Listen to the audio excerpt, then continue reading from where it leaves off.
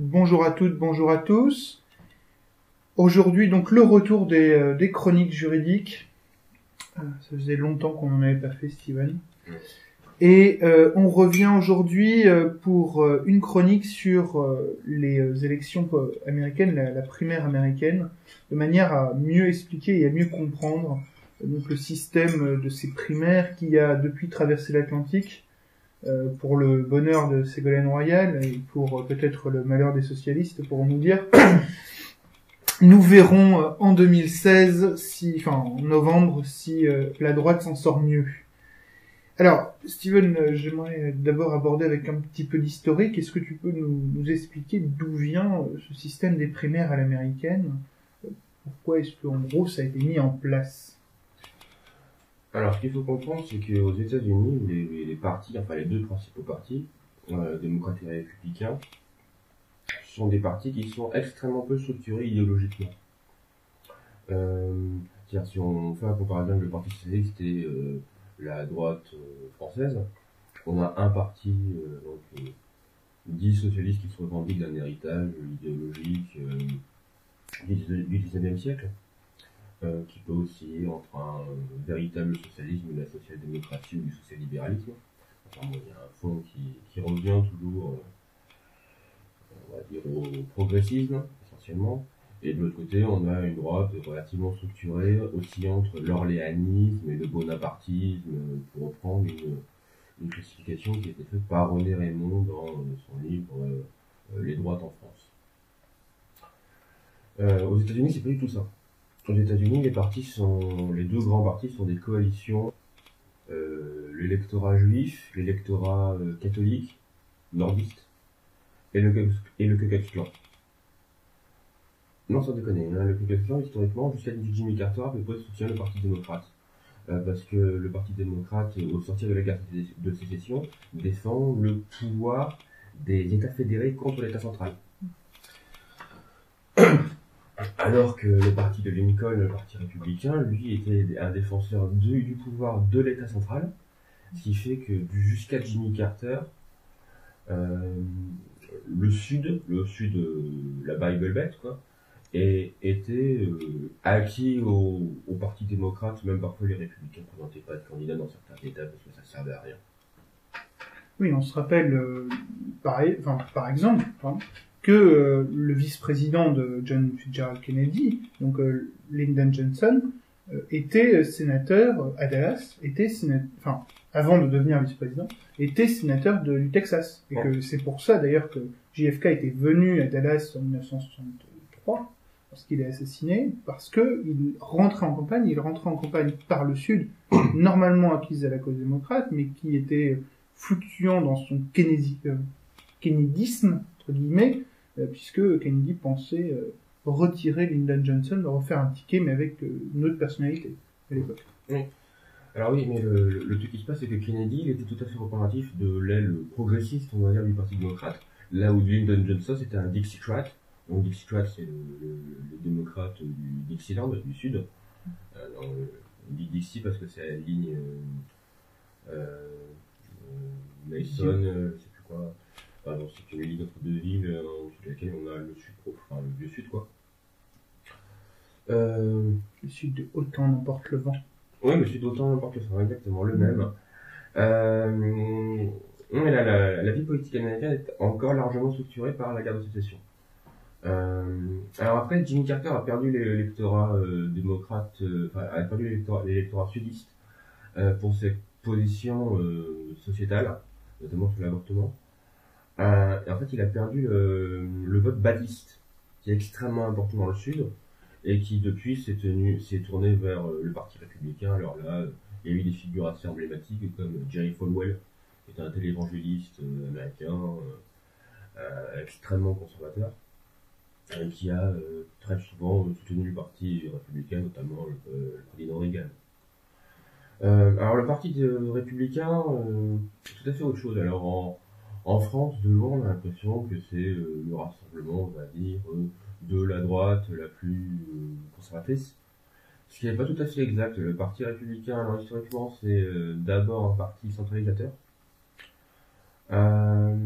qui, dans ses fondements, avait une forte part abolitionniste par rapport à l'esclavage, même si c'était au sens d'une certaine historiographie essentiellement un prétexte. Alors il y a deux historiographies sur la question. Il y a ceux qui disent que c'est pour l'abolition de l'esclavage et ceux qui disent que c'est une guerre d'affrontement entre centralisateurs et fédéralistes. Enfin, centralisateurs et défenseurs d'État fédérés. Bon, moi je pencherais plutôt pour cette lecture-là. Mais passons. Dans le parti républicain, il y a aussi une constante qui est le conservatisme fiscal. C'est la partie qui défend les impôts les plus faibles possibles.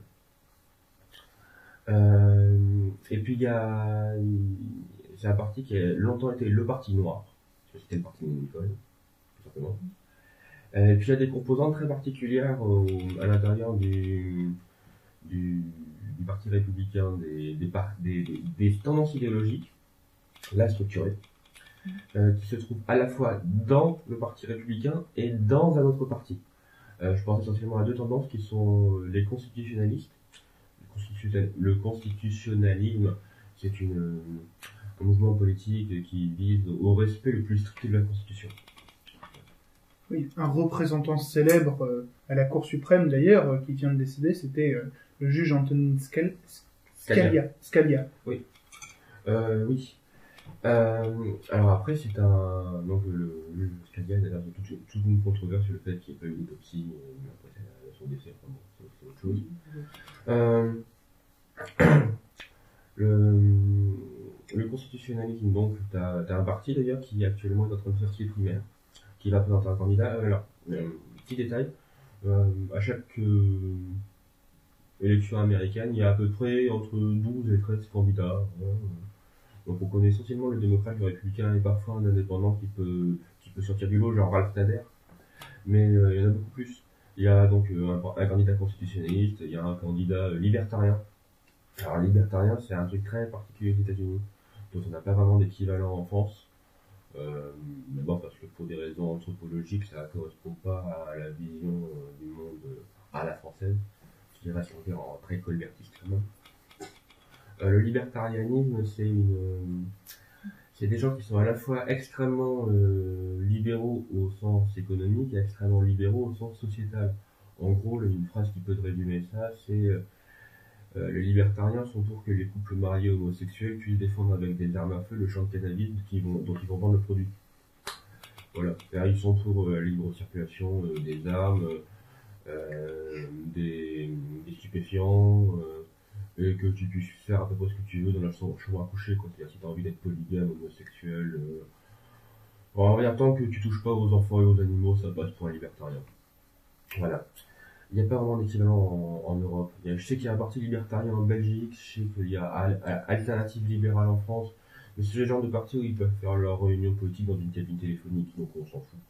Bon, passons. Sinon, tu as un parti vert aux États-Unis, qui ressemble assez au parti vert européen.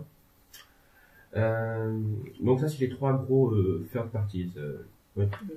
Le parti vert, c'était le parti de Ralph Nader d'ailleurs. Une fois, oui. Mais je crois qu'il s'est présenté aussi sous l'étiquette libertarienne, il a fait les deux. Lui, en fait, il cherchait une plateforme pour pouvoir s'exprimer en dehors du Parti démocrate et du Parti républicain. Et c'est vrai que ces trois partis-là, constitutionnalistes, libertariens et verts, ont un certain écho. Alors, pas au niveau national, mais au niveau local. Tu peux avoir des élus verts dans le Vermont, tu peux avoir des élus constitutionnalistes dans le Nevada ou en Californie. Tu peux avoir des élus libertariens en Californie. Par exemple, Clint Eastwood, qui a été maire de je ne sais plus quelle ville en Californie, était soutenu par les républicains, mais aussi avait une certaine filiation des libertariens. Voilà, il oscille un petit peu entre les deux. Il fait partie de cette tradition de droite américaine extrêmement méfiante envers l'État. Parce qu'en fait, ça vient de la Révolution, hein, cette mentalité libertarienne. C'est la méfiance envers l'État. C'est pour ça aussi qu'ils défendent l'amendement sur le droit de porter des armes. Je crois que c'est le 4e amendement. Puisque le second, puisque le droit de porter des armes, c'est la possibilité de renverser le gouvernement si celui-ci devient une dictature. C'est exactement dans cette idée-là que les mecs comme Benjamin Franklin ou Jefferson ont pensé à cet amendement. C'est pas la question de pouvoir tirer sur le portoricain qui rentre dans ton jardin, même si, pourquoi pas, c'est pour tous un délinquant qui rentre dans ton jardin sans autorisation. Donc c'est la question de la légitime défense qui est assurée par le Léviathan. Enfin, la légitime défense, c'est le seul, enfin, avec la liberté de penser, c'est le seul droit que les détenteurs ne attendaient. Donc je fais un ça, ça. Puis bon, il y a d'autres problématiques qui sont dues à la faible densité de population aux États-Unis et donc à la lenteur que peut parfois mettre la police à arriver, ou aussi à la présence d'animaux dangereux. Hein. Tu prends, Le serpent sonnette au oui, Texas. alors le serpent sonnette au Texas, c'est-à-dire dans l'université, il est fortement recommandé au Texas que les professeurs et les employés d'université soient détenteurs, enfin possesseurs d'une arme à feu sur eux, tout simplement parce que si jamais il y a un serpent sonnette sur le campus, l'animal peut paniquer, et là, un serpent sonnette qui panique, il devient dangereux. Enfin bon, on va écourter sur la question des armes à feu et les libertariens. Donc, on a le système des primaires. Voilà. Ce qu'il faut comprendre, c'est que les partis alors en dehors des partis, des petits partis comme les libertariens, les constitutionnalistes ou les verts, qui sont eux structurés idéologiquement, les partis démocrates et républicains, eux ne le sont pas. Et comme ils ne le sont pas, on a des courants qui s'affrontent. Les socialistes connaissent bien ça avec les votes des motions. Un peu l'équivalent culturellement des primaires en France, ce serait des motions au sein du Parti socialiste qui s'affrontent les unes et les autres pour pouvoir faire un consensus plus ou moins à la fin. Bon, aux États-Unis, ils passent par les primaires, donc des candidats. Donc on peut avoir des représentants de différents courants. Donc le courant progressiste, nordiste des démocrates contre le courant Dixiecrat, beaucoup plus conservateur. Là, ce coup-ci, on a deux candidats qui s'affrontent, Hillary Clinton et Bernie Sanders. Hillary Clinton qui est à la droite du Parti démocrate, très clairement. Ce qui n'est pas étonnant vu son origine familiale. Hein, elle a commencé militantisme dans le Parti républicain. Son père était républicain. Elle avait été mêlée à l'affaire du Watergate, puisqu'elle avait travaillé avec l'un des procureurs qui était sur le dossier, qui d'ailleurs l'avait virée parce qu'il considérait que c'était une femme dont la moralité était beaucoup trop souple, pour être très clair. Oui, ce qu'on lui reprochait déjà à l'époque, c'était en gros d'être malhonnête. L'affaire aussi des emails est assez représentative. Enfin bon, on a Clinton, c'est une pure apparatchik. Elle était déjà cadre du Parti démocrate, c'est bien avant notre naissance. Hein. Elle était déjà dans la boutique dans les années 70. Voilà. Et Bernie Sanders, lui, il se revendique socialiste, ce qui est une étiquette pas facile à porter aux États-Unis. Notamment pour des raisons anthropologiques. Hein. Là, je renverrai un bouquin de Emmanuel Todd qui s'appelle La troisième planète, qui est sur les systèmes familiaux, et ça explique la corrélation entre les systèmes familiaux et l'acceptation par une population de certains systèmes idéologiques ou non. Par exemple, si on a un système familial où il y a une forte autorité des parents sur les enfants à l'âge adulte, ça permet ça entraîne une corrélation avec l'acceptation de l'autorité de l'État. C'est le cas par exemple chez les populations slaves, qui ont pu avoir des régimes autoritaires et tsaristes et communistes, ou alors chez les Allemands, qui ont été à la fois, alors chez les Italiens c'est moins le cas. C'est justement aussi pour ça que c'est la différence qui y a entre le fascisme italien et le nazisme allemand, c'est que le fascisme italien n'était pas un totalitarisme, contrairement au nazisme. D'ailleurs, y compris sous Mussolini, tu as vu une association des écrivains antifascistes. Un tel équivalent était absolument impensable dans le régime nazi. Enfin bon, ah oui, donc le socialisme, c'est une étiquette pas facile à revendiquer aux États-Unis. En plus, Sanders, c'est pas un cadre tout à fait du Parti démocrate. Hein. Jusqu'il y a pas longtemps, il n'était pas encarté démocrate, il était indépendant en tant que parlementaire. Bon. Alors ensuite, dans le camp républicain, on a trois candidats. Alors on a Kasich, je ne sais pas comment ça se prononce. Bon, lui, on s'en fout, il est dans le chou, il fera rien. Les deux candidats sérieux, c'est Donald Trump d'un côté et Ted Cruz.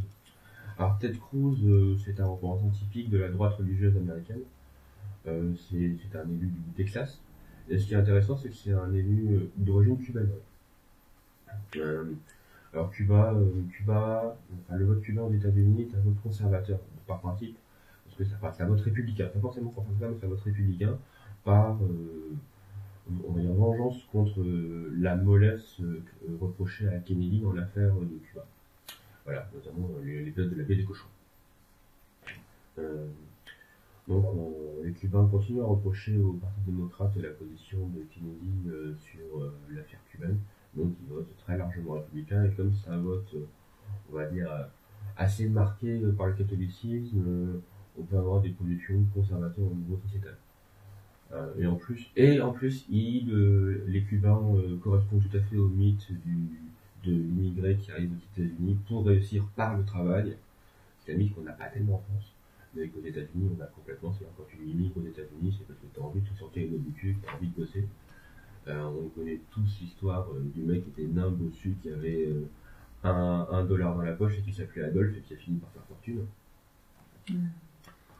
Ou le livre de Paul Lousse-Ulitzer avec l'enfant, enfin c'est le roi vert, avec l'enfant qui arrive aux États-Unis, qui a 19 ans, quelque chose comme ça, et qui est sorti des camps de concentration, et qui en fait fait fortune en faisant du business, qui au final devient la plus grande fortune du monde, ou quelque chose comme ça. Alors c'est un mythe complètement américain, et les Cubains y contribuent largement. De manière générale, les Latinos s'attaquent très vite. Ce qu'on voit, puisque deux des candidats aux élections républicaines étaient latinos. Marco Rubio qui s'est retiré faute de voix aussi d'origine cubaine, et Ted Cruz donc d'origine cubaine. Alors lui, il n'est pas catholique, il est baptiste.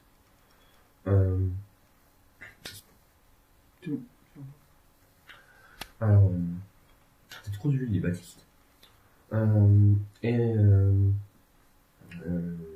Il peut donc facilement avoir les voix du vote, justement baptiste du Sud.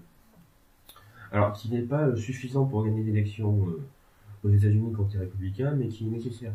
C'est-à-dire, tu peux difficilement te les mettre à dos. Si tu te les mets à dos au sein du Parti républicain, tu peux dire que c'est mort à ta compagnie. Alors, cette cause, lui, il a un défaut. Je piche pas que se mettre candidat aux élections américaines, c'est qu'il n'est pas né sur le territoire américain, il est né au Canada. Or, la Constitution américaine exige, pour être candidat, d'avoir donc plus de 35 ans, de ne pas se présenter à un troisième mandat, c'est pour ça que Barack Obama il a déjà effectué 2 mandats, et d'être soit né sur le territoire américain, soit d'avoir participé à la guerre d'indépendance. Comme Ted Cruz est beaucoup trop jeune pour avoir participé à la guerre d'indépendance qui est né au Canada, constitutionnellement, il ne peut pas être candidat. Je piche pas que personne ne lui dit pour l'instant. C'est d'ailleurs pour ça que je crois que Barack Obama c'était possible, parce qu'il est né quelques jours après le Hawaï, l'annexion d'Hawaï, il me semble. Enfin, ça s'est joué il y a pas longtemps, mais on lui avait demandé son extrait de naissance parce que il y avait un doute. Alors, c'est plus compliqué que ça pour Barack Obama, on a beaucoup de mal à savoir où cet homme est né. Non, mais peut-être pas. Pardon. Parce que quand il y a eu son extrait de naissance qui a été rendu public, c'est bizarre, mais en à peu près une dizaine d'heures, il y a des types qui ont découvert, montré et prouvé que le document avait été falsifié, photoshopé. Mais en plus de manière vulgaire. C'était fait de manière dégueulasse. Donc oui, parce que le doute en fait c'est que Barack Obama soit pas né aux États-Unis mais en Indonésie.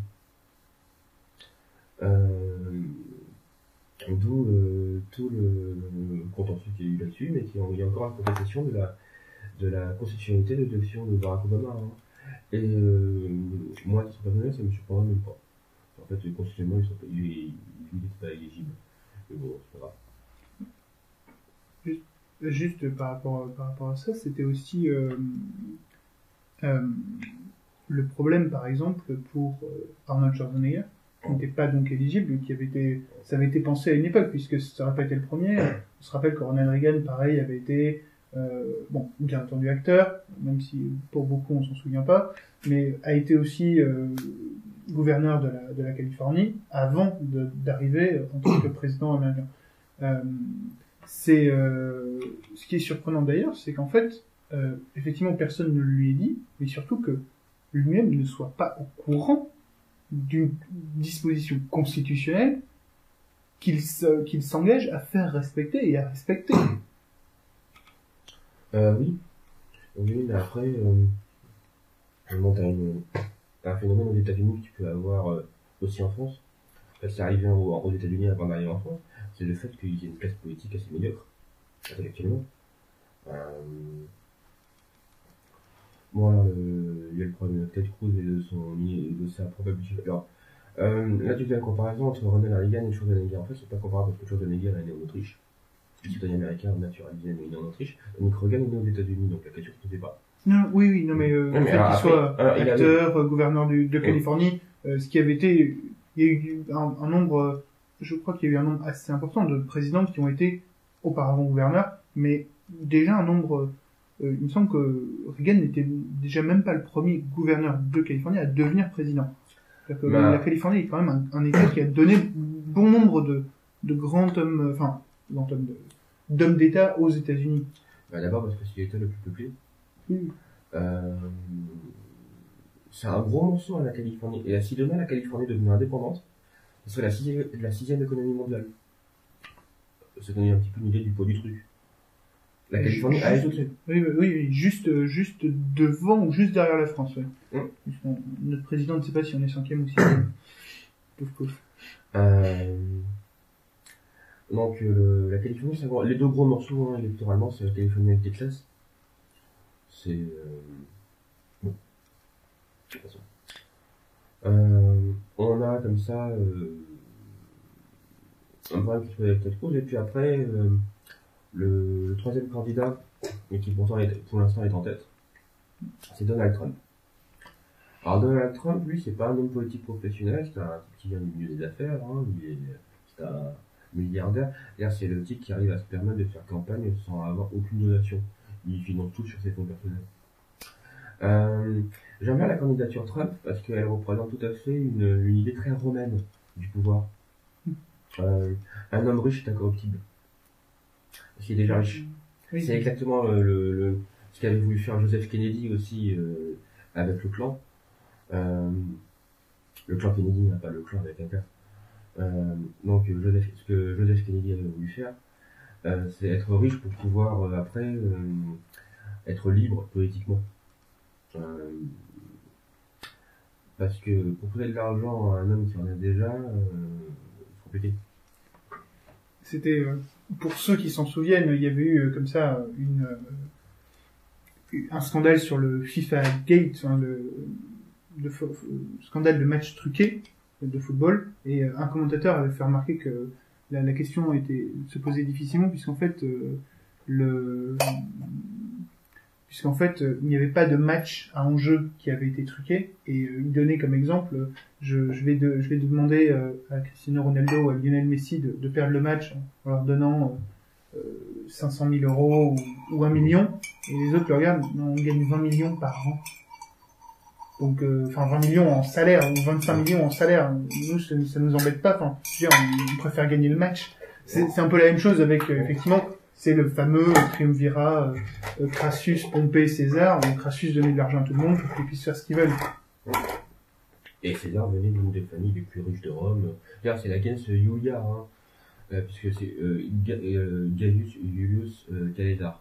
Jules, c'est le nom de famille. Iulia, en fait, c'est la gens Iulia. Ses ancêtres, les descendants directs de Romulus, et donc par là de la déesse Vénus. Donc, genre le mec qui pèse dans le game.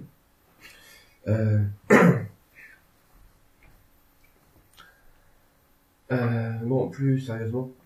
Non, parce qu'en plus, en descendant de Romulus, donc il descend d'aînés, donc il y a rien avec la guerre de Troie. Enfin, non, il y avait une légitimité politique, religieuse tellement importante, plus la fortune personnelle de César, qui fait que. Enfin, voilà, c'est toute une problématique. C'est une idée très très romaine, très grecque aussi. Comme le fait que à Rome, les patriciens avaient un droit de vote plus important que les plébéiens, parce qu'on considérait qu'un homme qui possède a à perdre, et celui qui a à perdre quelque chose défend ce qu'il a à perdre, et donc c'est un meilleur soldat, donc un meilleur citoyen.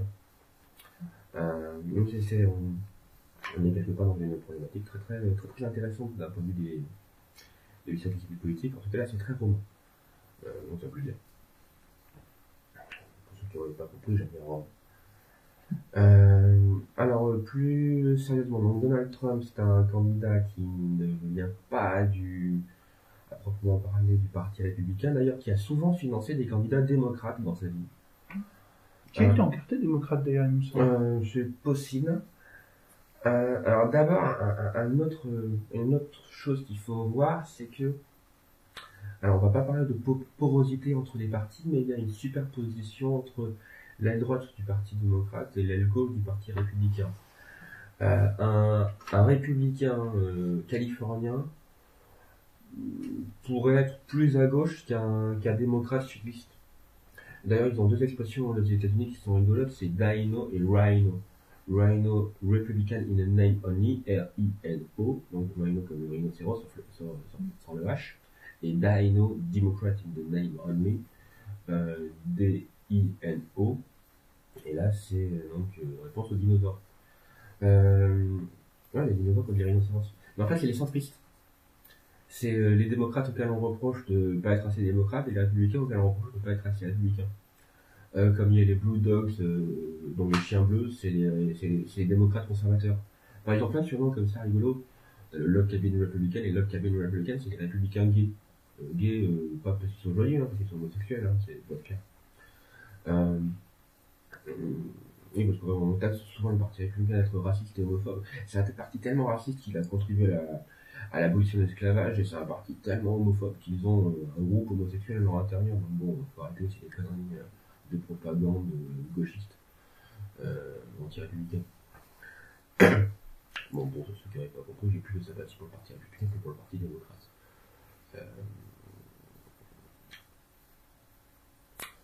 Enfin, ça dépend des tendances. Ah oui, parce que aussi dans le Parti républicain, il y a différentes tendances. Il y a les... Bon, ceux qui m'énervent le plus, moi, c'est les néoconservateurs. Bon, les néoconservateurs, en gros, c'est quoi? C'est des anciens trotskistes. Enfin, en tout cas, idéologiquement, c'est des anciens trotskistes. Qui par anti-stalinisme ont été très va-t-en-guerre à l'intérieur notamment de la CIA. Parce qu'il y a historiquement une composante trotskiste anti-stalinienne à l'intérieur de la CIA, un truc qui peut paraître aberrant, mais la CIA est une structure plutôt de gauche aux États-Unis. C'est pas cette espèce de ramassis d'extrême droite qu'on imagine souvent. Puisque ce qui a structuré idéologiquement la naissance de la CIA, c'est l'antinazisme. Oui, c'est l'OSS. Oui. L'OSS. Donc, c'est pas une structure qui vient idéologiquement de la droite, au contraire. C'est une structure qui est extrêmement interventionniste. D'ailleurs, c'était sous un président. Sous un président démocrate, Roosevelt, et ça a été qu'a été créé l'OSS en réaction à la demande du FBI de fédérer de faire des actions en dehors du territoire américain, puisque Roosevelt se méfiait quand même un petit peu de Hoover, du terrifiant Monsieur Hoover, et ensuite sous Truman, puisque Roosevelt était décédé, la CIA est devenue, enfin l'OSS est devenue la CIA, a été reformée, puisque l'OSS avait disparu à la fin de la guerre, et malgré la demande du FBI de pouvoir avoir l'argument du FBI qui était d'avoir un service de renseignement unifié, ils ont créé 2 services de renseignement, et ensuite on a créé un 3e service de renseignement qui a été la NSA. Alors, on va essayer de revenir sur les primaires pour essayer d'expliquer je voulais présenter d'abord le paysage. Oui, non. Le paysage. Alors donc on a le courant non conservateur, dont l'un des derniers représentants était George W. Bush. Et son vice-président, Dick Cheney. Dick Cheney. Alors, ça vient du trotskisme, c'est anti-stalinien. Par anti-stalinisme, c'est extrêmement interventionniste dans, on va dire, les pays tiers, enfin les pays non alignés. Donc c'est toutes les problématiques de guerre froide, notamment avec l'Afghanistan. Et c'est toutes les problématiques après qu'on va avoir d'interventionnisme en ce qui concerne les pays arabes. Donc la question de l'Irak, de l'Afghanistan, de la Libye, de la Syrie.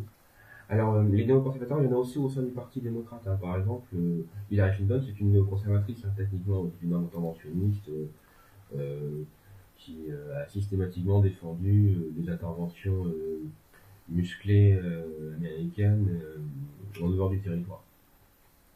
Donc c'est marrant parce qu'elle a un peu une image en France de gentille institutrice, alors que c'est une femme à l'honnêteté extrêmement douteuse et strictement, enfin, systématiquement va en guerre. Donc voilà, c'est un faucon. Et elle a un rapport à l'argent discutable. Donc cette espèce d'image de gentille institutrice qui parle doucement, c'est un petit peu agaçant. Voilà, on a posé le paysage démocrate-républicain.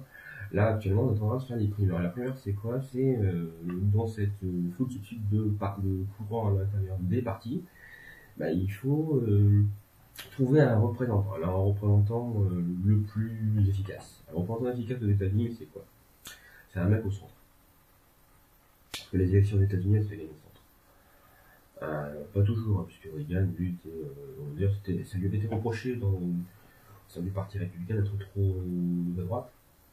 Mais bon, au final, ça lui a plutôt porté chance, mais là c'était une question de mouvement de balancier. Voilà. Oui, après Carter, l'angélique. Voilà. Après le Carter un peu niais, faut être lucide, hein, c'était le gentil. C'est le gentil.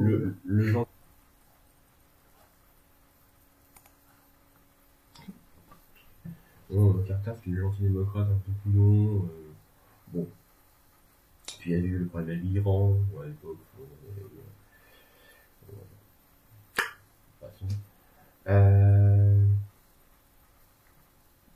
Bon. Les citoyens américains, c'est peu compliqué. T'en as un tiers qui n'est pas inscrit sur une liste électorale. T'en as un tiers qui vote jamais. Donc ça fait déjà à peu près 66% des électeurs enfin des citoyens qui ne votent pas. Il reste un tiers. Ce tiers est lui-même divisé en 3. On arrive à des 9e. Donc tu as un 9e qui vote systématiquement républicain, un 9e qui vote systématiquement démocrate, et un 9e qui fait le switch, qui fait la bascule. Donc en gros c'est un mec sur 9 aux États-Unis qui décide vraiment du destin du pays. Non, ça marche comme ça, hein, si tu réfléchis. Donc on a la bascule qui c'est comme ça. Parfois il y a des mouvements assez brutaux qui arrivent, alors ce que je te disais par exemple sur... en gros dans les années 70, hein, les Noirs qui se sont mis à voter démocrate et les Sudistes qui se sont mis à voter républicain. Qui donc étaient en opposition avec ce qui avait pu se faire au XIXe siècle. Faut quand même se rappeler certaines campagnes du Parti démocrate au XIXe siècle, c'était le Parti démocrate c'est pour les blancs et le Parti républicain c'est pour les négros. C'était vraiment les affiches de campagne, hein, avec donc le noir représenté de façon tout à fait simiesque. En gros, c'est des choses que les gens oublient. Enfin, non, c'est pas des choses que les gens oublient, c'est des choses que les gens ignorent, parce que pour oublier, il faut avoir su un moment. Bon. Enfin bon, c'est le genre de casserole que le Parti démocrate essaie de faire oublier assez régulièrement. Bon. Alors on a un système de primaires. Les primaires... Alors les États-Unis sont un État fédéral. Ce qui fait qu'on a des entités fédérées, il y en a 50, qui s'organisent comme elles veulent, chacune à l'intérieur. Donc on a différentes modalités de primaires suivant les États. Alors il y a à peu près une dizaine d'États qui fonctionnent sur le système des caucus. Alors le caucus, c'est un truc assez folklorique qui semble venir des traditions amérindiennes. En gros, on prend les militants d'un parti dans une ville, comme dans un comté, on les réunit dans une grande salle, alors ça peut être le gymnase du lycée ou quelque chose de ce genre-là, ou une église, ou une salle des fêtes, imaginez la salle des fêtes de South Park, quoi.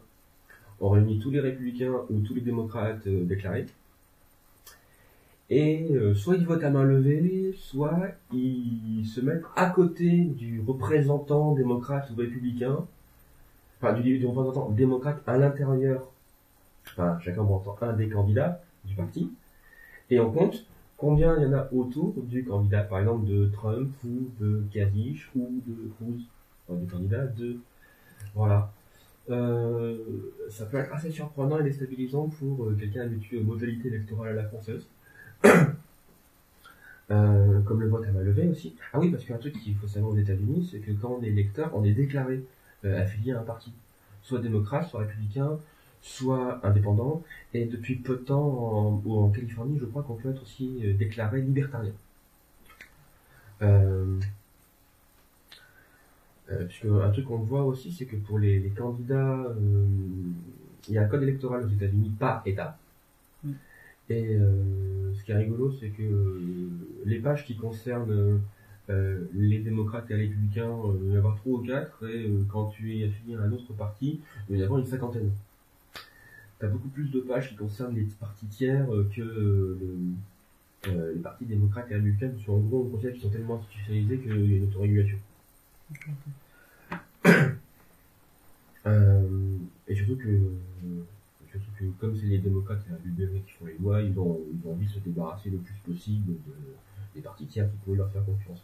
Parce que des partis tiers, et notamment le parti populiste, qui au début du XXe siècle, le parti populiste, c'était un parti, on va dire, de type défense de la petite propriété privée. Poujadiste. De manière très lointaine. Oui, non, mais... La comparaison avec le poujadisme, oui et non.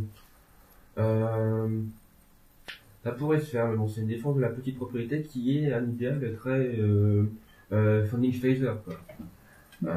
C'est très propre, affilié au père fondateur comme idéologie.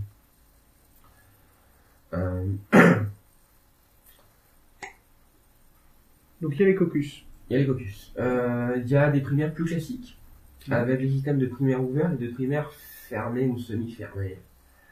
Alors en gros, les primaires fermées, il n'y a que les membres, les affiliés démocrates ou républicains ou de notre parti, donc le parti libertarien par exemple, qui peuvent voter à l'intérieur de leur propre parti. Les semi-fermés autorisent les indépendants à voter à l'intérieur des partis démocrates ou républicains. Et les ouvertes autorisent à tout le monde de voter. À partir du moment où tu es sur la liste électorale. Ouais, voilà. Un peu la question qui s'était posée pour l'UMP ou le PS. Voilà. Bon. Ça varie suivant chaque État.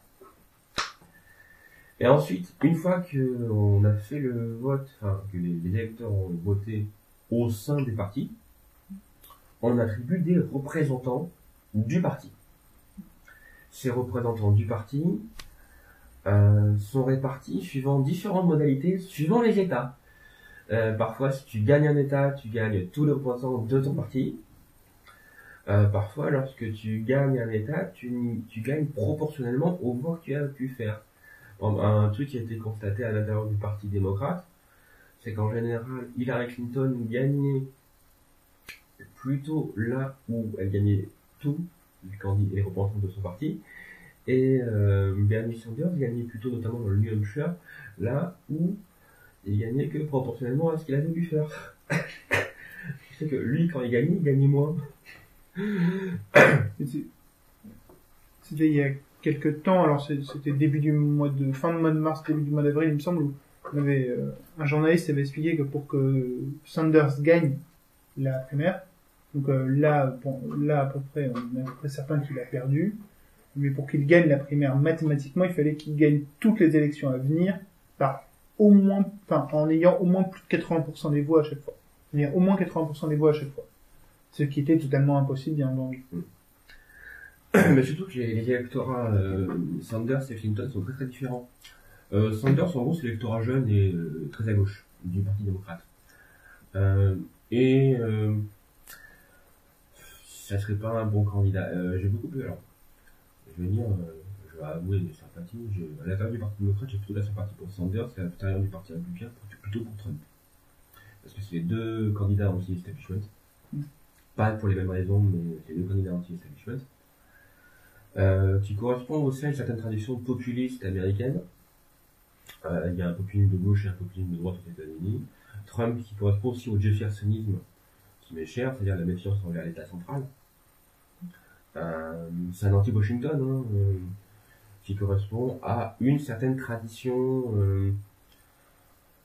très américaine, très père fondateur. Donc moi je suis assez attaché à cette tradition-là. Je pense que c'est aussi ce qui fait le sel de la vie politique américaine. Bon, alors Sanders, lui, par contre, il a un défaut, c'est que c'est déclaré socialiste. Euh, il serait, donc je vais me conditionner, il serait le candidat des démocrates, même si là j'y crois plus. La campagne républicaine est toute faite, on ressort les vieilles affiches anticommunistes de la guerre froide et c'est bon, c'est mort. Tu sors l'ombre de la menace communiste. Alors en plus, ils ont fait assez fort, parce que lui, il déclare socialiste. Et l'anti-socialisme aux États-Unis recouvre trois choses. Ça recouvre le mouvement anti-New Deal, donc le socialisme démocrate. Ça recouvre l'anticommunisme, donc l'anti-socialisme marxiste, et ça recouvre aussi l'antinazisme, parce que c'est l'anti-national-socialisme.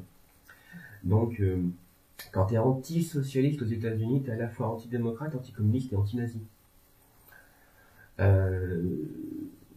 Ce qui ne manque pas de piquant pour un candidat qui est juif. Ouais, c'est bien, c'est juif. Donc, ça aurait été le premier président. Enfin, il aurait été candidat démocrate et il aurait été élu, il aurait été le premier président juif des États-Unis. Et pour l'instant, à part Clinton, il n'y a pas eu un seul non-protestant. Non, à part Kennedy. Kennedy était catholique. Obama est pas... Non, il est protestant. Ah oui, Il est protestant, affilié à une church Main Street. Main Street. Oui, parce qu'il y a des rumeurs comme quoi Obama serait musulman. Bon, ça ne vérifie pas. Autant je peux avoir des doutes sur le fait que nous des yeux, autant qu'ils sont des sur le territoire américain, autant on n'est pas tout le monde sur le fait qu'ils soient protestants.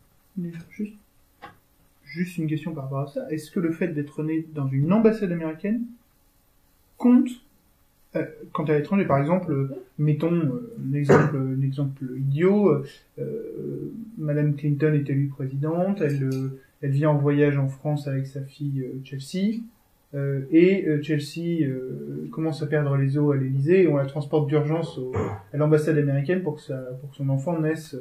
C'est totalement stupide. Hein. Il ne me semble pas que la fille de Madame Clinton soit enceinte. Mais perd les os.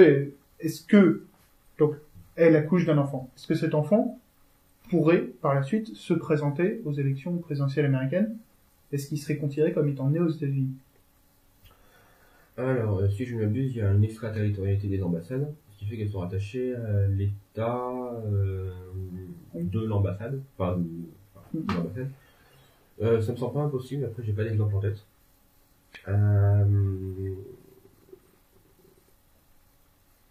Faut voir.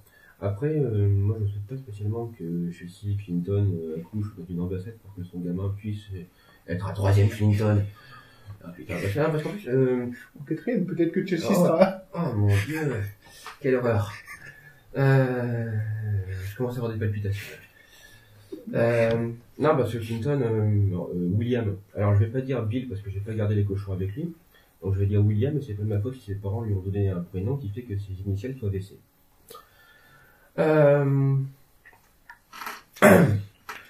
Clinton, ce qu'on retient de lui, en gros, c'est qu'il joue du saxophone, qu'il a rigolé avec Boris Yeltsin, que Monica Lewinsky a eu un rapport bucogénital extra-conjugal avec lui, et qu'il a déclaré une guerre tout à fait légitime à Saddam Hussein. Voilà, pour faire oublier sa pipe. Tu as un autre souvenir, toi, de Clinton? Et qu'il a essayé d'arriver à une avancée sur la paix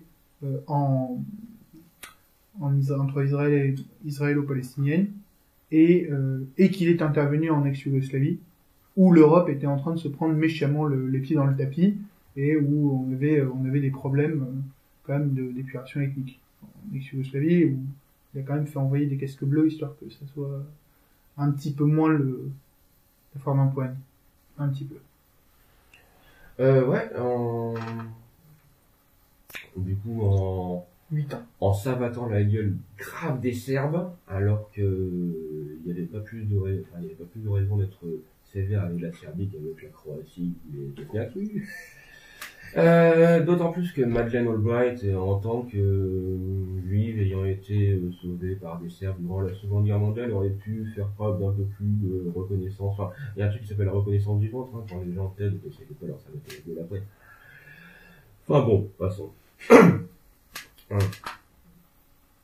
Si on a des Serbes qui nous écoutent, vous avez absolument toute ma sympathie. Bon, passons.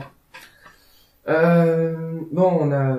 Ah oui, parce que ce serait pas la première fois qu'on ait des membres de la même famille qui soient... Enfin, plusieurs membres d'une famille qui soient présidents des États-Unis, puisqu'on a eu 2 Bush. De Roosevelt. Non. Si. Voilà. Franklin en 32, 36, 40 et 44. Mmh. Et un oncle, je crois, qui a été président au début du XXe siècle. 1900... Ah, bien. Non, mais là, on est vraiment dans les 10 premiers présidents des États-Unis. Vraiment, on est fin du 8e, début du 9e. Donc, c'est vraiment dans les... Oui, non, parce que pour moi, Adams, c'est un peu comme Dupont ou Martin en France. Non, mais c'est vraiment... C'est là, on est dans les tout premiers présidents américains. D'ailleurs, il y avait eu Jeb Bush, qui était quand même présenté aux primaires républicaines. Donc, ça aurait pu faire un 3e Bush. Puis alors, moi, ça m'avait donné des cauchemars, quoi. Bush contre Clinton, c'est-à-dire le pire des néoconservateurs républicains contre l'apparatchik bien pensante démocrate. Enfin bon, mon Dieu, j'en ai fait des cauchemars.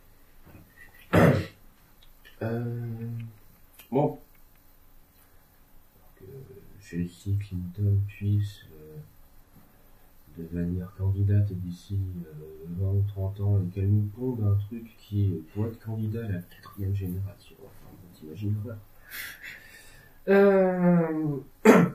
Bien. Poursuivons. Est-ce qu'il y a d'autres systèmes de primaires? Non. En gros, t'as le caucus, t'as les primaires ouvertes, semi-ouvertes, fermées. Je suis pas sûr que d'ailleurs, j'ai un doute là, je suis même pas sûr qu'il y ait tout à fait des primaires entièrement ouvertes. Il doit y avoir au moins fermé et semi-fermé. Au moins fermé et semi-fermé. Peut-être des totalement ouvertes. C'est à vérifier là, bon, peut-être. Ouais. Donc là, pour l'instant, on a Trump qui mène la danse dans le parti républicain et Clinton qui mène la danse dans le parti démocrate. Non, mais voilà. Alors après, il y a un truc qui me rassure, hein, c'est que aux États-Unis, le candidat qui est élu à la fin, c'est celui qui a mis le plus de pognon dans la campagne. Et vu les finances de Donald Trump, il peut avoir des chances. D'autant que, alors on peut lui reprocher certaines prises de position totalement folkloriques et totalement provocatrices. Mais en fait, bien que ce soit quelqu'un qui vient de la très bonne société américaine, il a un côté anti-establishment dans le sens où en gros, il m'a coupé sur la table. Un coup de chaussure à la Khrouchtchev. Ou autre chose. Il a une très grosse main. Ce qui se passe avec lui, c'est qu'il reprend la colère aussi d'un certain électorat américain qui en a marre du bipartisme, enfin de ce bipartisme-là, très propre sur lui, très... Voilà, qui commence à être un petit peu énervé, qui en a marre aussi d'un état, comment dire, moralisateur, bien pensant, qui interviennent toujours sur des questions sociétales, dans un sens d'hétéronomie par le futur.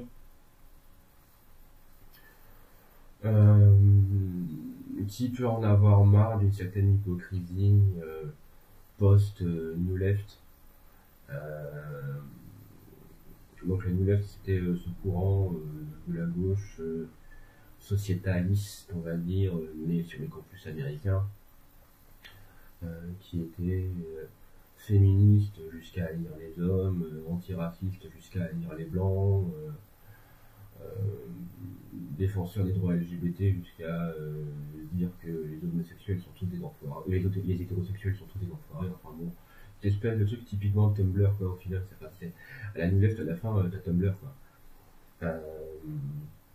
Donc Tumblr, c'est un site de microblogging très à gauche, enfin bon, les utilisateurs sont très à gauche, mais gauche stupide, gauche sociétale, quoi, pas gauche économique. Bon. Donc il peut avoir une colère en fait de l'américain moyen. Le problème c'est que quand tu mets le peuple moyen à dos, c'est aussi le mec qui travaille, le mec c'est ton boucher, c'est ton charcutier, c'est le facteur, c'est le policier, c'est le militaire, c'est cette population-là qui existe aussi. C'est pas uniquement avec des universitaires d'extrême gauche, féministo, LGBTO, antiracisto, puis la praline, qu'on fait tourner un pays. Bon. Passons. Donc Trump, il a ses chances. Il a ses chances à une condition, c'est qu'il arrive à rallier un candidat, on va dire, un peu plus establishment, un peu plus classique du Parti républicain pour faire un ticket avec un vice-président. Et alors, c'est la question que je posais. Donc, vu qu'on sait que Ted Cruz ne pourra pas être vice-président, puisqu'il est, il est canadien. Enfin, il est né au Canada. Donc, même si les Américains considèrent majoritairement que le Canada n'est pas un pays, ce n'est de toute façon pas les États-Unis. Donc, la question c'est, quel candidat qui doit en plus être de l'établissement, Trump, et doit être un classique du Parti républicain. Ça doit être quelqu'un qui compte dans le Parti républicain. Trump peut arriver à faire venir à lui pour faire un ticket. On sait qu'il y a, je crois que c'était le gouverneur du l'État qui est juste à côté de New York. New Jersey. New Jersey, voilà, qui s'est rallié, je crois, à Donald Trump, il me semble. Oui, alors là, on n'est pas encore à cette étape-là.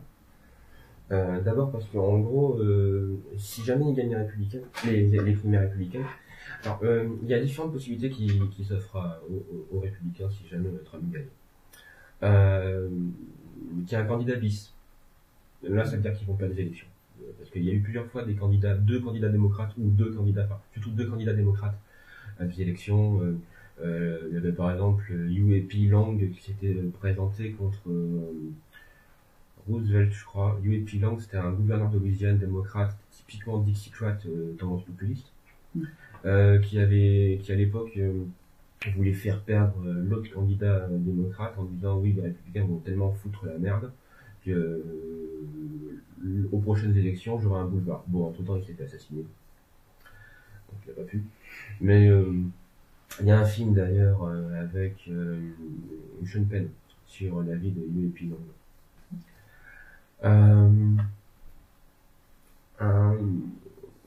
Ça me semble moins probable de la part des républicains de faire une décision comme ça. Mais ça va être compliqué.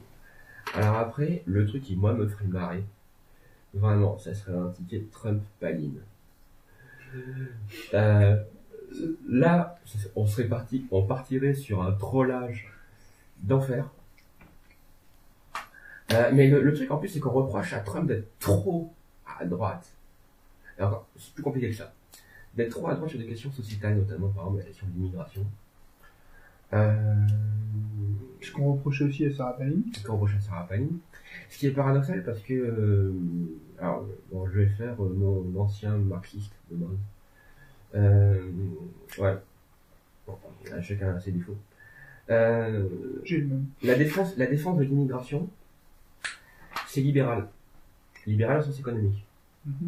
T'as par exemple Engels qui explique dans un petit bouquin qui s'appelle, excusez mon accent allemand déplorable, Die Lage den arbeitenden Klasse in England, donc la situation de la classe laborieuse ou de la classe ouvrière en Angleterre, que les industriels anglais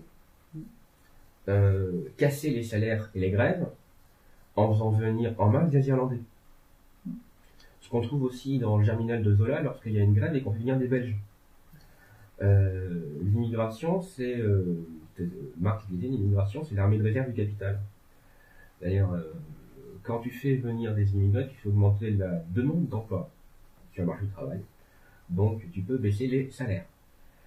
Et si en plus tu fais venir des immigrés qui parlent pas la langue, ils vont pas s'organiser autour des syndicats, ils vont pas être structurés, ils vont pas pouvoir formuler leurs propres revendications. C'était typiquement Renault, Peugeot, Citroën qui faisait une chaîne de montage avec un Algérien, un Espagnol, un Portugais, un Italien, un Yougoslave, un Polonais.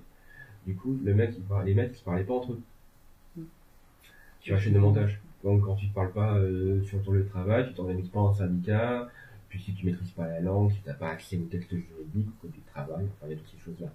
Donc en fait, en étant contre l'immigration, il défend une authentique position de gauche. De gauche sérieuse, c'est-à-dire de gauche économique, pas de gauche sociétale, puis c'est une meuf qui cuit la praline.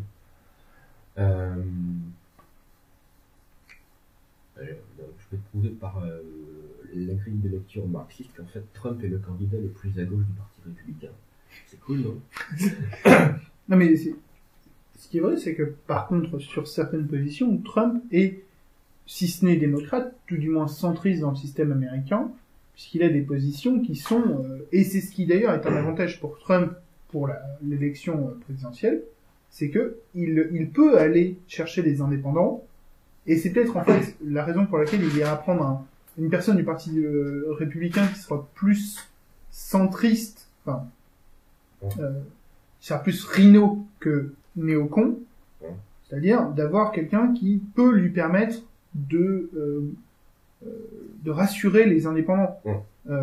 Et c'est là à la limite où on peut se poser la question, puisque Jeb Bush est moins néocon que son père ou son frère, d'un ticket Trump-Bush.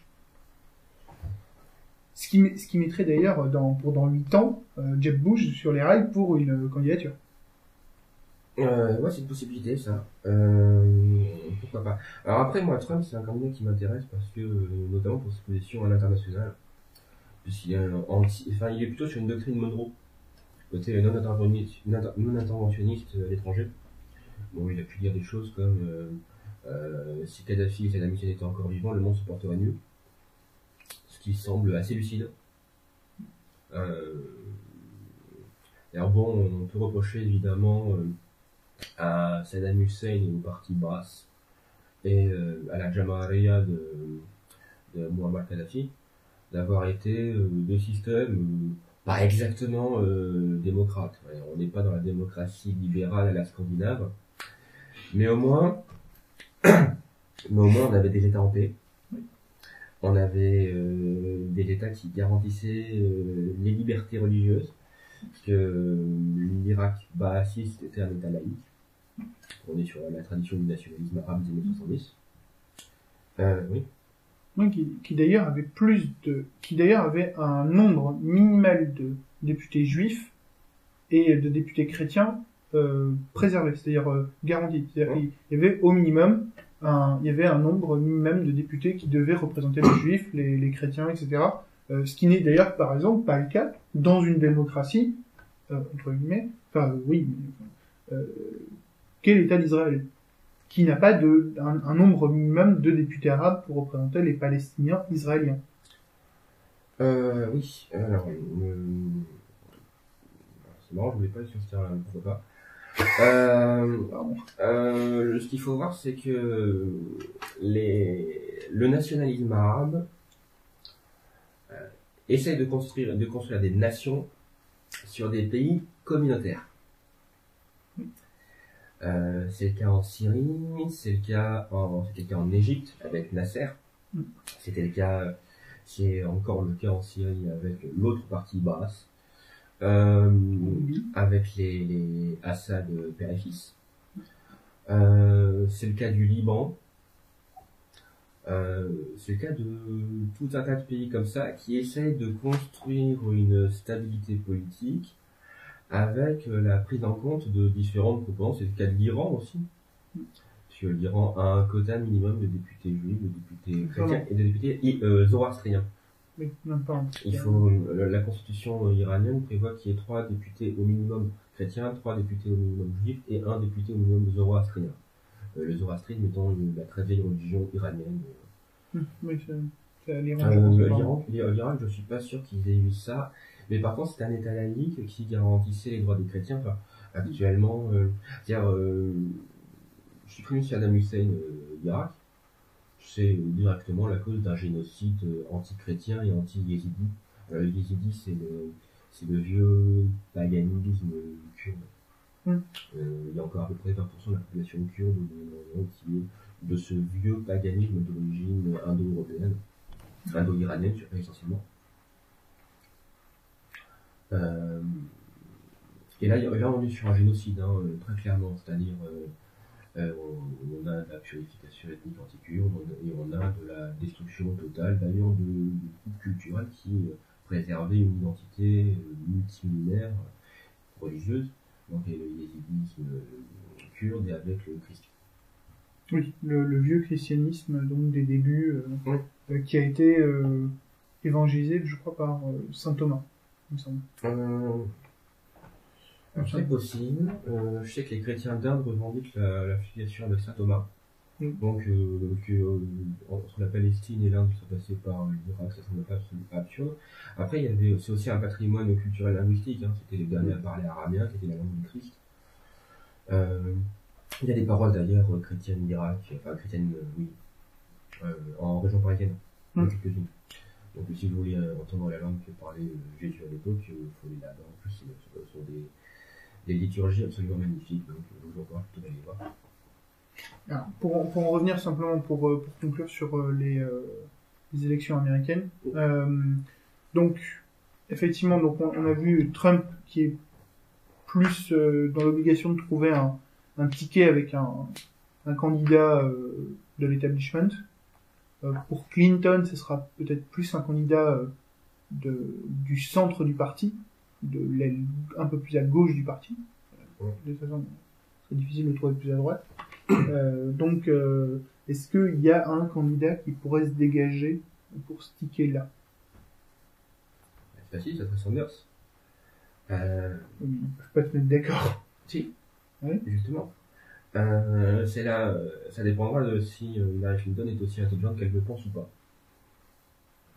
Si elle est aussi intelligente qu'elle le pense, elle prend Sanders en vice-président. Et là, elle se garantit toute la gauche et l'extrême gauche américaine. Non, mais est-ce qu'elle va pas perdre des indépendants? Pas forcément, parce que là, du coup, c'est elle qui va rassurer les indépendants. Et elle peut jouer la carte face à Trump de je suis la raisonnable et lui c'est un fou. Non, parce que les élections américaines, c'est plein de coups bas. Il y a des clips ils utilisent des clips de campagne depuis très très longtemps, et aux États-Unis, tu as une pratique, c'est le clip de campagne négatif. C'est-à-dire, on dit pas, le candidat dit pas, moi je suis bon, et il dit, l'autre est pire que moi. Pardon, excusez-moi. Je me souviens, enfin non, pas je me souviens parce que j'étais pas né, mais j'avais vu un clip de campagne anti-Barry Goldwater. Barry Goldwater était un candidat républicain qui était un défenseur de l'usage de l'arme nucléaire contre l'Union soviétique. Qui? Truman? Alors là, je me souviens plus qui était le candidat démocrate à l'époque. Enfin bon, c'est pas ça qui est important. Ce candidat démocrate-là avait fait faire un clip de campagne où on voyait une petite fille, toute mignonne, toute blonde, dans une robe à fleurs, qui effeuillait une marguerite. Tu vois, 10, 9, 8, 7, 6, 5, 4, 3, 2, 1, une bombe atomique. Pardon. Et le truc, et le slogan après, c'était voilà ce qui arrivera si vous votez Barry Goldwater. Il n'a pas été élu. Oui. Oui, effectivement, oui. Voilà, c'est aussi simple que ça. Oui. Mais c'est, je crois que c'est aux États-Unis ou une ville ou une île américaine qui est un peu perdue, enfin, on va dire dans l'océan Atlantique, qui est un peu écartée de la côte, avait demandé l'autorisation d'avoir une réserve de 2-3 têtes nucléaires pour pouvoir se défendre en cas de problème. Authentique, hein, ils avaient fait une demande en justice pour avoir ça à la Cour suprême de l'État auquel ils se sont raccrochés. Ça a été refusé par le gouvernement. Non, ça j'étais pas au courant. Enfin bon, le truc à voir, c'est jusqu'à quel point ils peuvent faire des coups bas. Clinton, elle a plusieurs défauts. Bon, c'est une candidate de l'establishment. Elle peut se mettre à dos son électorat le plus à gauche. C'est-à-dire, il faut pas se fâcher avec les composantes de ton parti et il faut réussir à séduire les centristes, les indépendants. Compliqué. Parfois, il faut faire le grand écart. Ça peut se négocier aussi on va dire, à l'intérieur du Parlement. Chambre représentante et le Sénat. Et puis en nommant des secrétaires d'État. Donc bon, il y a tout un tas de tractations qu'il va falloir faire. Le problème de Clinton, c'est toutes les casseroles qu'elle a, donc Benghazi, l'affaire des emails. En fait, on peut remonter ces casseroles jusqu'au Watergate. Voilà. Elle, c'est ça. Sanders, lui, son problème, c'est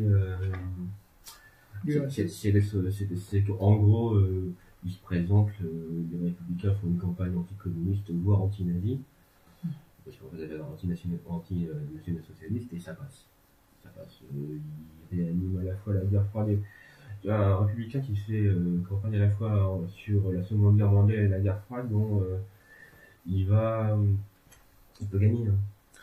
Trump, lui, a son côté un peu trop foufou et un peu trop je me mets les membres de mon propre parti à dos, qui va être compliqué.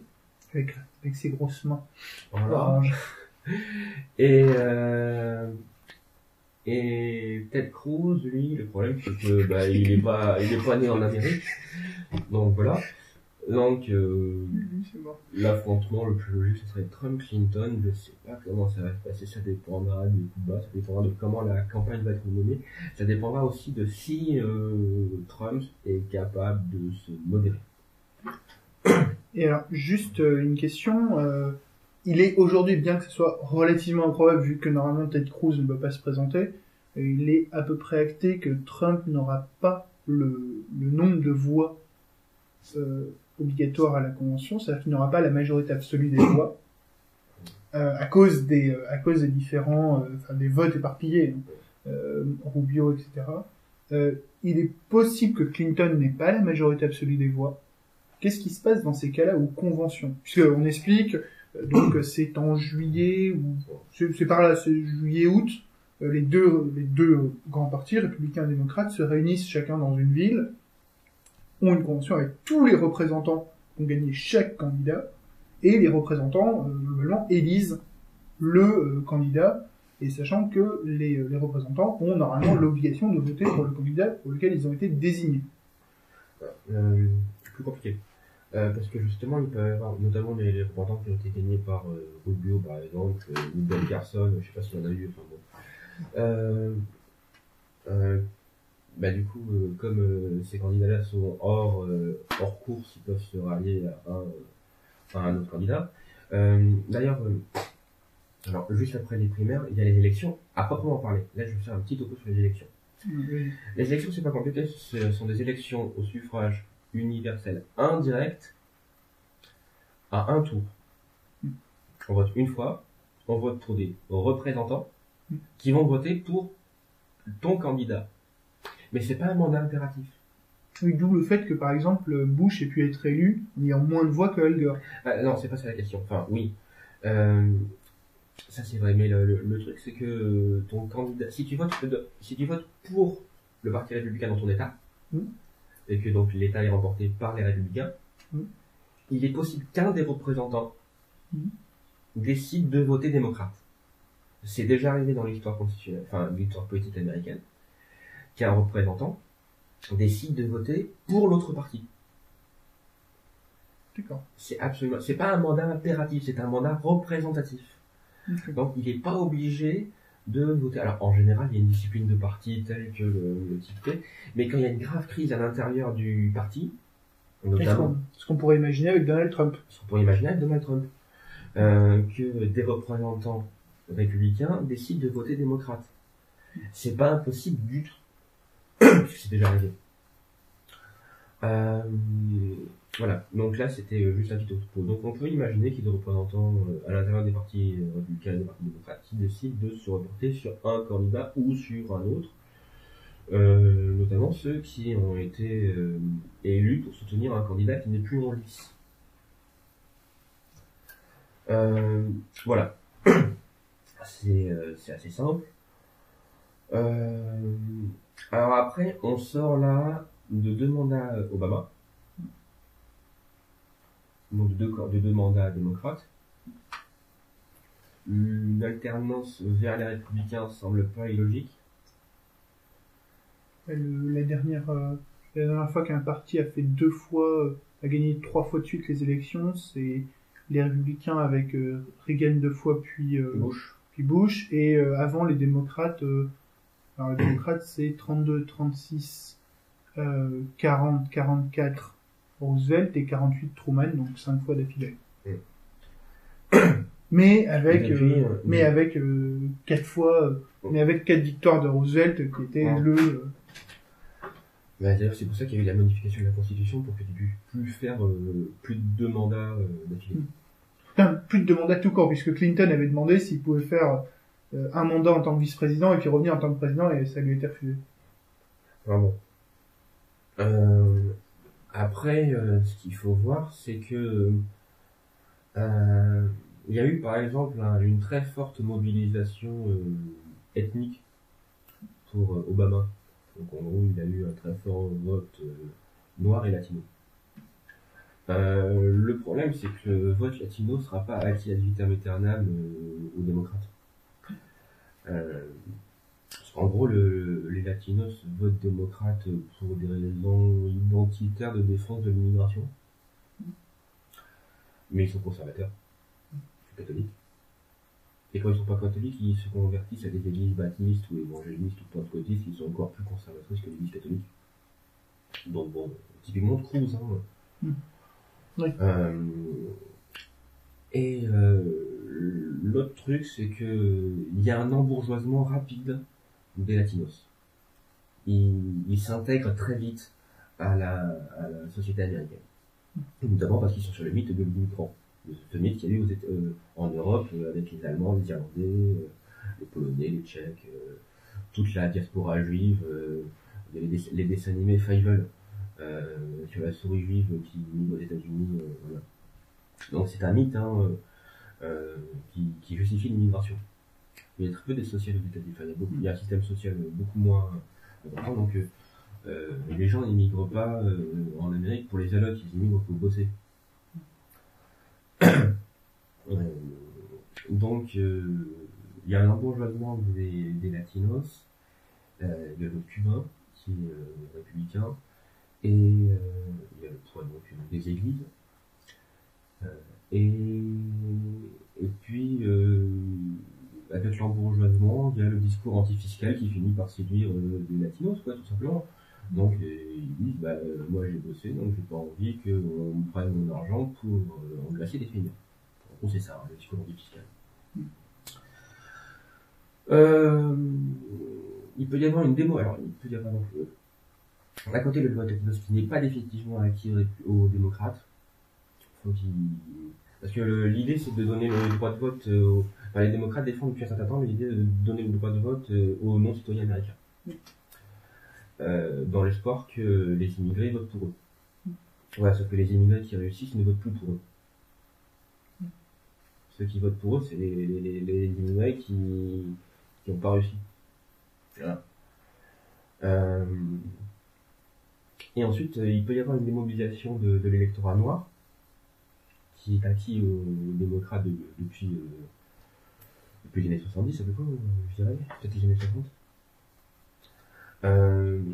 Parce que ils avaient mis beaucoup d'espoir dans Obama et c'est une cuisante déception. Il suffit de visiter la ville de Détroit pour voir un petit peu. Détroit, c'est une ville où une maison sur 5 est en saisie. Voilà. C'est une ville totalement ruinée. Oui, il fait de la crise. Ouais, quand on pense que c'était un des fleurons de l'industrie automobile américaine, parce que c'est maintenant 8 Mile avec Eminem donnerait presque l'impression pour ce qu'étaient les années 90, que c'était un paradis sur Terre. Maintenant, c'est vraiment c'est une ville dévastée. Donc, et je vois mal les Noirs se remettre à voter républicain. Par contre, je les vois assez facilement ne plus voter démocrate. En tout cas, pas aussi massivement.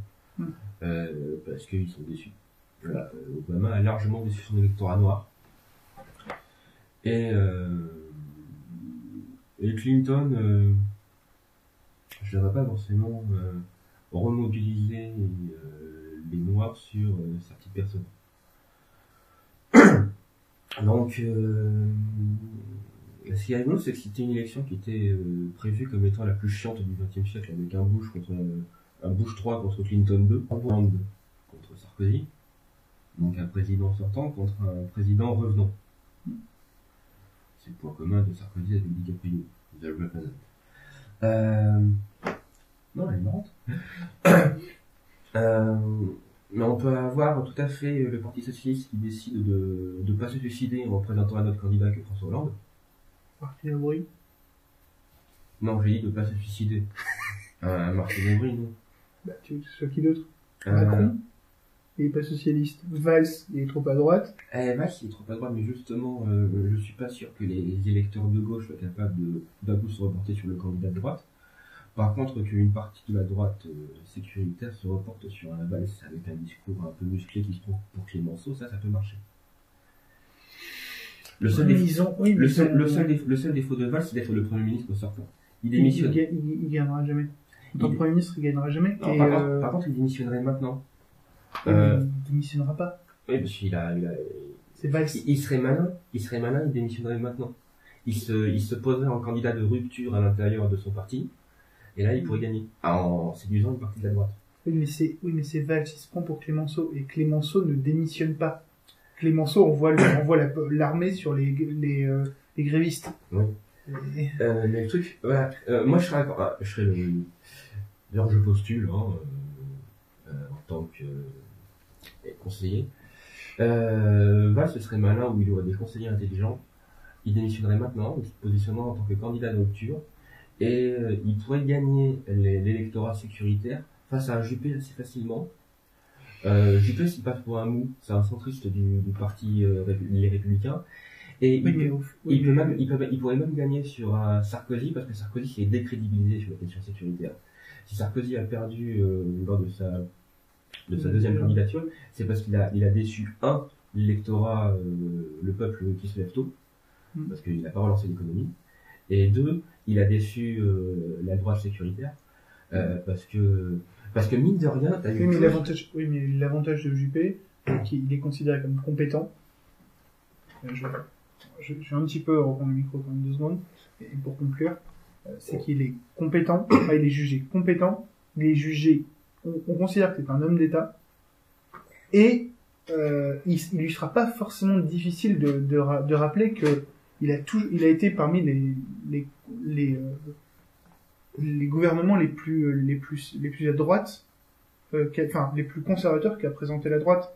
Le gouvernement Chirac de 86, avec où il est membre du gouvernement et où il y a les Pasqua, Chirac Premier ministre, etc. Léotard, Balladur 93, c'était pas non plus des enfants de cœur. Même lui, quand il a été Premier ministre et qu'il avait Debré, Jean-Louis Debré, ministre de l'Intérieur, c'était pas non plus un gouvernement, c'est quand même un gouvernement qui a mis 50 millions de Français à dos. Oui, justement. Oui, parce qu'il était droit dans ses bottes. Le Juppé, il a un défaut. Voilà, c'était un type le meilleur d'entre nous. C'était Chirac qui disait ça. Oui. Alors moi, je suis très fier d'habiter une ville où on a élu Alain Juppé parce que je suis un partisan de la réinsertion des anciens délinquants. Voilà. Juppé, ancien délinquant, voilà, condamné déjà par la justice. Faire campagne avec ça derrière, tu vois, ça va être facile tu vois, allez, je balance, si les socialistes ont envie d'avoir un slogan un peu efficace, Juppé escroc. Oui, mais pardon, d'accord, mais les socialistes ont eu le même problème. Enfin, ont le même problème. C'est que ils peuvent faire un procès à Juppé sur le fait qu'il peut être considéré comme un ancien délinquant. La seule chose, c'est que il a payé pour ça. La justice l'a condamné, il a payé, donc c'est effacé. Eux, leur procès en incompétence ne va pas s'effacer parce qu'ils n'ont pas été encore jugés. C'est un autre problème. C'est un autre problème, ouais. Mais c'est un axe de campagne faisable pour le Parti Socialiste. Le fait que si... tu vois, encore faut-il qu'ils aient un axe de campagne. Ah oui, est-ce que le Parti Socialiste... Est-ce que Larry Solferino peut avoir une stratégie? Je désespère pas, hein. Je pense que c'est possible que Larry Solferino ait un jour une stratégie. La dernière fois qu'ils ont eu une stratégie, ils se sont fait virer au premier tour, c'était en 2002. Ah ouais, c'est vrai. La dernière fois qu'ils se sont retrouvés dans cette situation, c'était en 2002, ils se sont fait virer au premier tour par Jean-Marie Le Pen.